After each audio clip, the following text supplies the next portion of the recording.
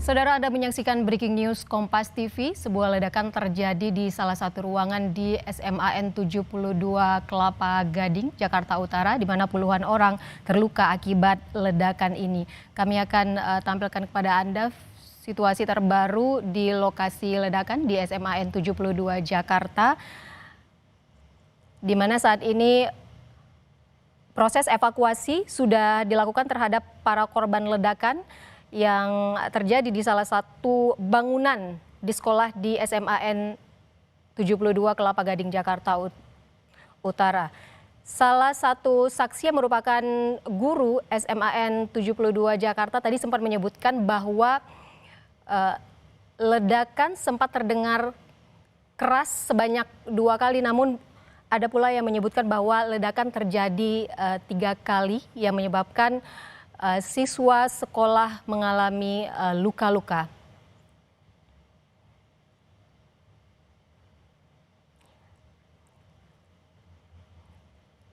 Namun salah satu saksi menyebutkan, yaitu guru SMAN 72 Kelapa Gading, Jakarta Utara, menyebutkan dia sempat mendengar 2 kali ledakan keras. Dan kami bergabung dengan jurnalis Kompas TV Nizar Ramadika di lokasi ledakan. Nizar.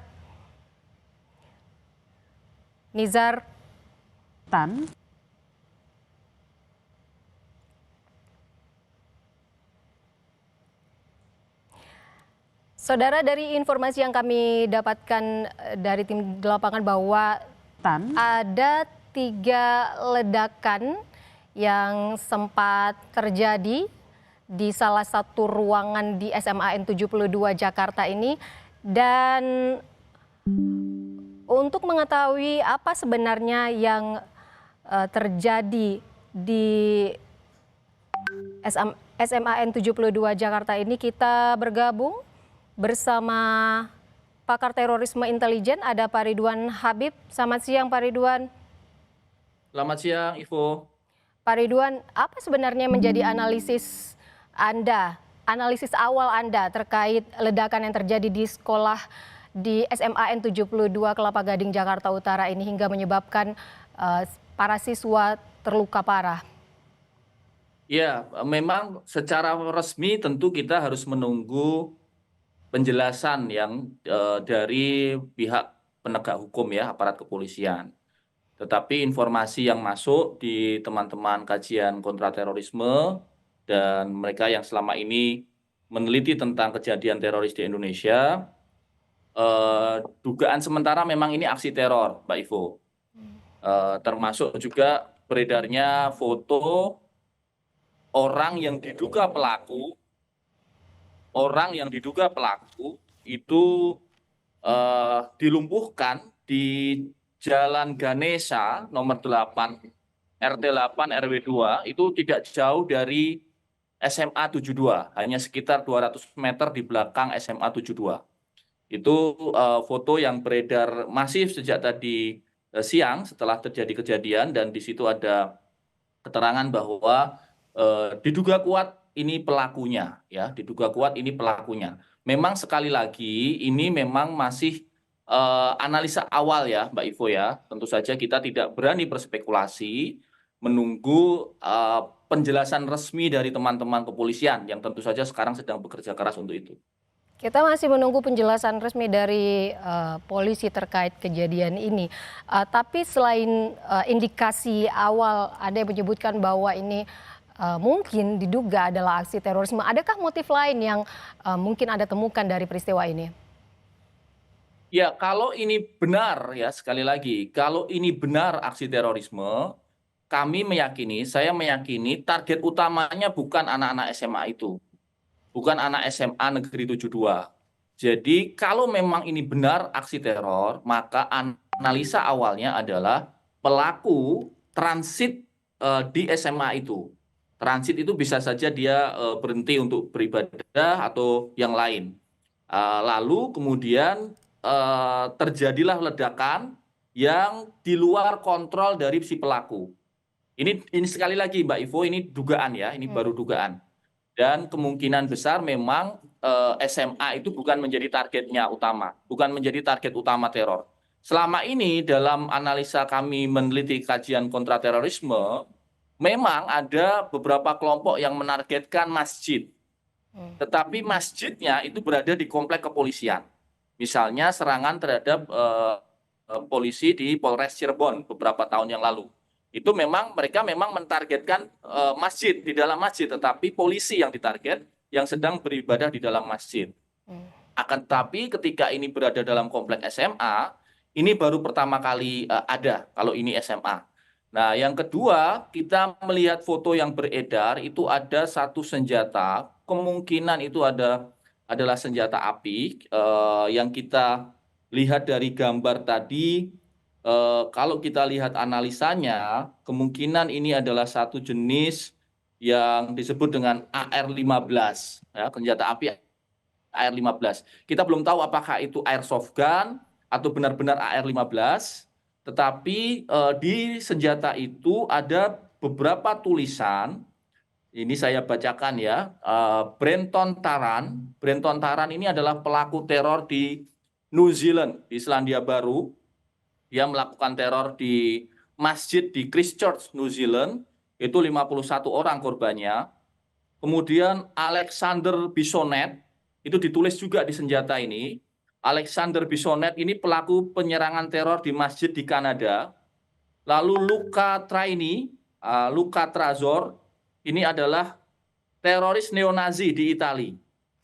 Jadi ini kalau benar ini adalah airsoft, ini adalah milik pelaku, maka pelaku ini menuliskan pelaku-pelaku teror di luar negeri. Ya, itu yang ditayangkan oleh Kompas TV di samping ini. Nah, di situ ada beberapa tulisan, di situ ada Brenton Tarrant, Alexander Bissonnette, Luca Trazor, itu adalah para pelaku neonazi, teror neonazi di luar negeri. Nah, jadi ini saya kira memang harus kita dalami secara hati-hati. Kalau melihat indikasinya jelas ini sebuah aksi teror, Mbak Ivo. Ya, jika analisa awal indikasinya ini adalah aksi terorisme, namun bukan anak SMA targetnya, artinya ini di luar kontrol pelaku seperti yang Anda katakan tadi.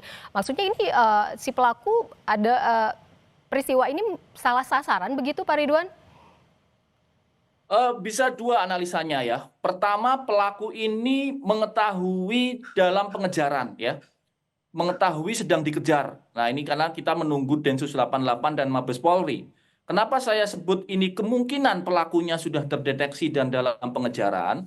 Karena foto yang beredar itu pelakunya itu tertembak ya. Pelakunya itu tertembak dan tertembaknya di Jalan Ganesha nomor 8 RT 8 RW 2. Itu adalah satu wilayah tidak dalam komplek SMA 72. Tetapi berada di belakang sekitar 200 meter dari komplek SMA 72 itu. Baik. Kemungkinan yang pertama itu pelaku terburu-buru, tergesa-gesa melarikan diri, lalu dia meninggalkan amunisinya dan melarikan diri ke belakang. Sekali lagi ini masih menunggu. Yang kedua memang terjadi ledakan dulu. Terjadi ledakan dulu bisa dilakukan karena tidak sengaja, itu ada detonator switch namanya. Kalau dilihat dari foto, itu bisa terpencet tidak sengaja oleh tekanan tubuh. Bisa juga bomnya itu fragile dan dia meledak karena panas, karena suhu. Nah, setelah itu terjadi, lalu pelaku melarikan diri keluar dan dikejar. Itu dua analisa saya yang saya menduga memang pelakunya ini bukan dari internal. Ada yang mengatakan ini mungkin ditanam oleh orang dalam. Saya tidak meyakini itu. Karena pelaku fotonya itu berada di luar komplek SMA di Jalan Ganesha. Berarti kalau kita lihat berdasarkan pola kejadian, Pak Ridwan, apakah ini terlihat sebagai sebuah serangan terencana atau sebenarnya insiden lokal? Ya, seperti yang Anda sebutkan tadi, mungkin saja ini eksperimen seperti kecerobohan atau eksperimen bahan peledak begitu. Bukan eksperimen ya, Ivo ya. Tentu saja ini bukan eksperimen. Ini satu serangan teror yang serius. Akan tetapi barangkali pelakunya ini bukan mentargetkan SMA-nya, tetapi sedang melakukan transiting. Atau mungkin itu yang pertama. Yang kedua mungkin dia dalam pengejaran. Maksudnya si pelaku ini dalam pengejaran, ini yang kemungkinan kedua yang seperti Anda jelaskan tadi bahwa ledakan ini memang tidak terencana terjadi begitu saja, Pak Ridwan. Pelakunya ini dalam pengejaran intelijen maksud saya. Pelakunya ini sudah terdeteksi oleh intelijen sehingga kemudian dia dalam proses dikejar. Pada saat proses dikejar itu terjadi, maka dia panik, lalu tempat terdekat untuk melakukan peledakannya ada di SMA itu. Artinya, Itu analisa kedua ya, analisa kedua. Kenapa itu terjadi? Karena pelakunya berada di luar SMA.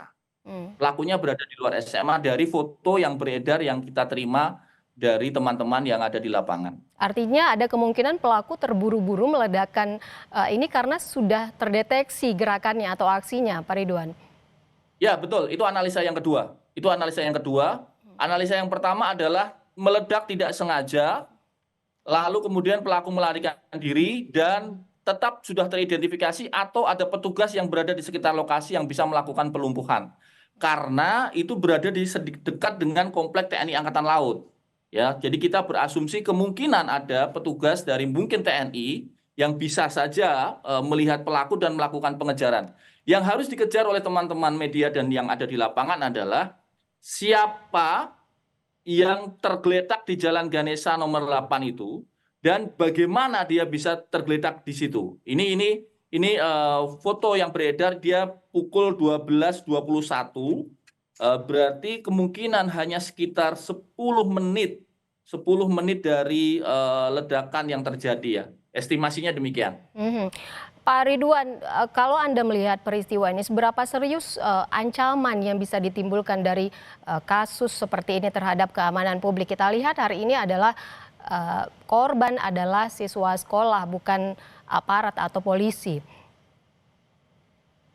Ya, ini satu hal yang sungguh mengejutkan ya, Mbak Ivo. Kenapa? Karena hampir selama 3 tahun, sejak 2022, di Indonesia itu relatif tidak ada serangan teror dalam bentuk pengeboman. Ya, ini satu hal yang sangat mengejutkan karena sejak tahun 2022 hingga sekarang akhir 2025 baru kali ini terjadi lagi satu kejadian ledakan yang diduga bom teror. Jadi ini menunjukkan satu kalau saya menyebutnya situasi yang disebut dengan situasi angsa hitam atau black swan, sesuatu yang tidak terduga, sesuatu yang di luar prediksi intelijen, dan kemudian kita tunggu saja apakah memang ini bagian dari jejaring lama SMA atau ini adalah lone wolf, orang-orang baru yang mereka melakukan serangan tanpa ada koordinasi dengan jaringan yang sudah ada selama ini. Nah, kalau kita berbicara soal jaringan, Pak Ridwan, apakah ada kemiripan pola dengan kasus-kasus teror sebelumnya di Indonesia? Luka-luka. Ya, kalau dari sisi bentuk bomnya mirip sekali ya. Teror di Indonesia selama ini selalu menggunakan bom kecil, bom rakitan yang di-pack dalam bentuk yang kompak, bom ransel, bom tas jinjing, bom termos begitu ya.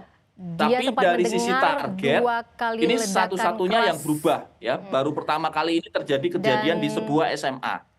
Jadi kalau dari sisi bentuk atau bom signature-nya, ini memang mirip dengan kejadian-kejadian bom di Indonesia sebelumnya. Tetapi kalau dari sisi target ini baru pertama kali terjadi di dalam komplek SMA. Saudara, dari informasi yang kami dapatkan, Pak Ridwan, artinya kalau melihat bahwa peristiwa yang hari ini, artinya kelompok teror ini memilih target yang berbeda. Jika ini bukan indikasi awal seperti yang salah target tadi, siswa sekolah di SMA N72 apakah memang sekolah memang termasuk yang mungkin disasar? Saya masih meyakini bahwa ini tidak sasaran utama terjadi. Saya ya, dan tentu saja kita harus menunggu penyidik dari Densus 88 dan Polri. Tetapi saya sungguh berharap bukan, karena kalau iya berarti ada satu perubahan pola yang sangat mengkhawatirkan ketika sekolah menjadi bagian dari target teror. Analisis awal kalau ternyata pelakunya ini memang terjadi di masih muda, Pak Ridwan, apakah ini sebenarnya bisa dikaitkan dengan hingga proses radikalisasi di kalangan pelajar, Pak Ridwan? Ya, maksud Anda pelakunya pelajar? Bukan, jika memang pelakunya ini adalah masih penjelasan muda yang begitu. dari pihak oh ya ya Penegak hukum memang ya, nah aparat ini memang kepolisian. problem kita ya Ivo Tetapi ya. informasi Rata-rata anak muda di Indonesia ini memang sedang proses mencari jati diri, proses eh, ya mereka mencari bentuk kepribadian dan kadang-kala mereka mencari guru-guru yang salah, sumber-sumber informasi yang salah, sumber di internet, sumber di grup-grup Telegram, media sosial yang ternyata justru di situ ada orang-orang atau kelompok-kelompok teror yang memanfaatkan mereka-mereka ini. Jadi ini memang warning juga buat kita bersama, terutama Kementerian Pendidikan, Kementerian Agama, dan juga Kementerian Pendudukan, Keluarga, BKKBN ya. Saya kira juga terlibat di sini. Ya, ini lokasi ledakan kan sudah dalam proses pengamanan, sudah digaris polisi. Korban juga sudah dibawa ke RSI Cempaka Putih. Pak Ridwan, kalau kita melihat soal penanganan, apa sebenarnya yang langkah yang harus dilakukan oleh aparat dan pihak sekolah pasca ledakan ini? Yang pertama tentu saja harus segera disampaikan kepada masyarakat sebenarnya ini terorisme atau bukan. Ini penting sekali ya. Pertama, Ivo. Kalau kemudian ini disimpulkan adalah tindakan teror, maka berikutnya adalah kelompok atau pelakunya dari mana, jejaring apa. Dari situ kita bisa memprediksi apakah ini akan berlanjut, artinya akan ada teror-teror lanjutan, ataukah ini satu kejadian yang terpisah. Misalnya pelakunya lone wolf. Kalau lone wolf biasanya satu kali kejadian sudah. Tetapi kalau ini jejaring, biasanya mereka punya target-target berikutnya. Apalagi ini di bulan November, di bulan Desember, mendekati tahun baru, itu dalam tanda petik semacam bulan-bulan khas dari kelompok teror untuk melakukan aksi-aksinya. Kita tahu dulu waktu peledakan 2016 di Sarinah Tamrin, itu terjadi 2016 ya, di bulan Februari. Jadi ini mirip-mirip, ini waktu-waktunya mendekati pergantian tahun, mendekati akhir tahun, dan ini saya kira Polri juga harus segera mengumumkan ke masyarakat sebenarnya kejadiannya seperti apa supaya tidak menimbulkan keresahan, Ivo. Apakah menurut Anda, Pak Ridwan, kejadian hari ini, ledakan di sekolah ini menunjukkan ini semacam tren baru ancaman teror di Indonesia, begitu? Kalau dari bentuknya sih tidak baru ya, tidak baru. Tetapi yang kita sesalkan adalah karakteristik sasarannya. Kalau sasarannya ini benar-benar baru, karena ini kalau betul ini memang jadi sasaran, bukan meledak tidak sengaja, maka SMA itu satu hal yang sangat baru dalam konteks terorisme di Indonesia.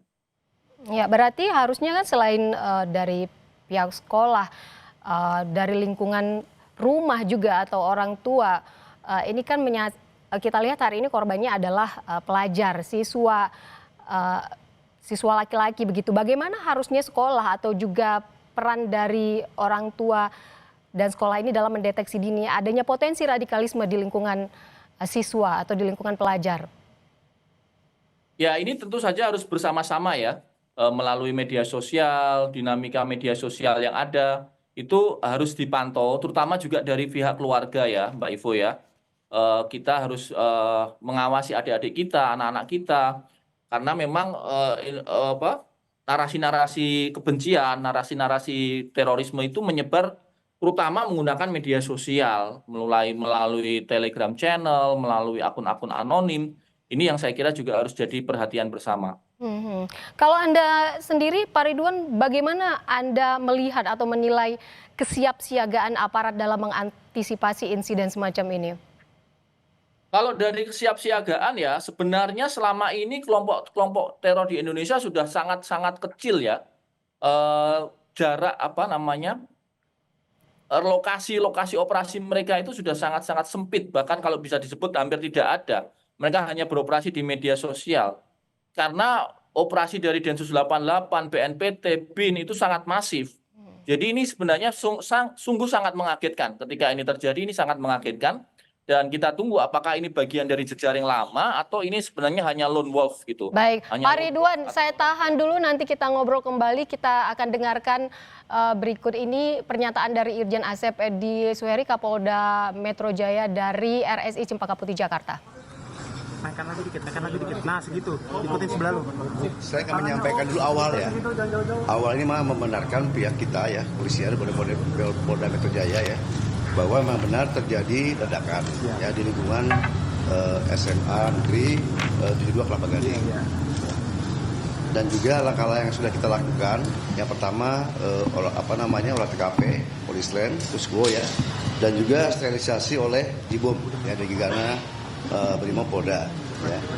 Dan juga untuk tindakan penanganan saat ini, kalau tadi saya di lokasi sudah memberikan APP kepada tim Jibom ya, termasuk anggota Polda.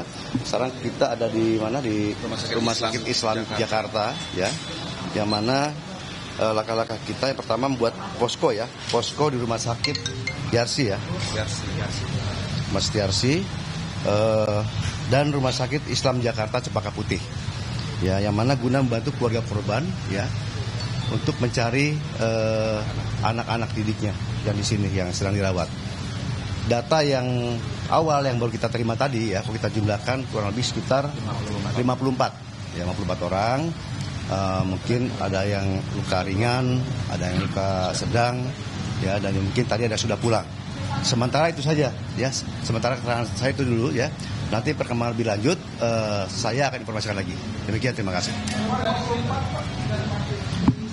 Ini kan masih, jadi ada dua. Rumah sakit itu ada dua, Yarsi sebelah. Yang ini adalah Rumah Sakit Islamik Islam Jakarta, Cempaka Putih. Oke? Masih dalami. Ini kan baru kejadian, sedang kita dalami. Nanti hasilnya kita akan sampaikan ke media seperti apa. Waktu.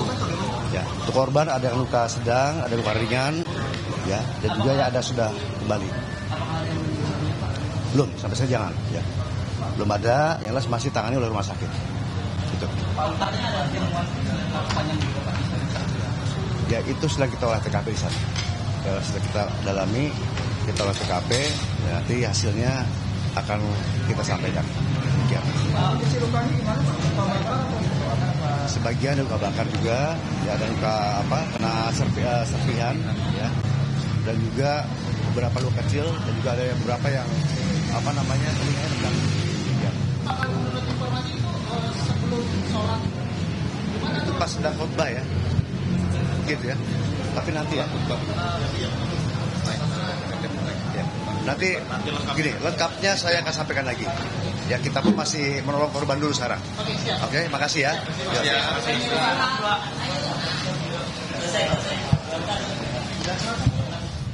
Baru saja pernyataan dari Irjen Asep Edi Suheri, Kapolda Metro Jaya dari Rumah Sakit Islam Cempaka Putih, Jakarta, yang melihat langsung atau mengunjungi para korban ledakan yang terjadi di SMAN 72, di mana menurut informasi dari Kapolda Metro Jaya, Irjen Asep Edi Suheri menyebutkan bahwa ada 54 orang yang terluka akibat ledakan ini, dan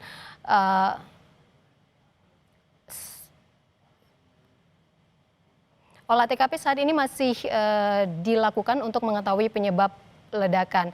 Tadi Irjen Asep Edi Suheri, Kapolda Metro Jaya, juga sempat menyebutkan bahwa sudah ada 2 posko di rumah sakit yang disediakan untuk keluarga korban yang ingin mengetahui atau mencari informasi mengenai kondisi atau keadaan anaknya yang menjadi korban ledakan. Dari 54 korban atau 54 orang yang terluka ini, ada sebagian yang sudah pulang karena hanya mengalami luka ringan, sementara sebagian lagi masih belum diketahui berapa jumlahnya, sebagian masih dirawat di rumah sakit. Kita akan bergabung bersama jurnalis Kompas TV, Niza Ramadika, untuk mengetahui informasi terbaru. Niza.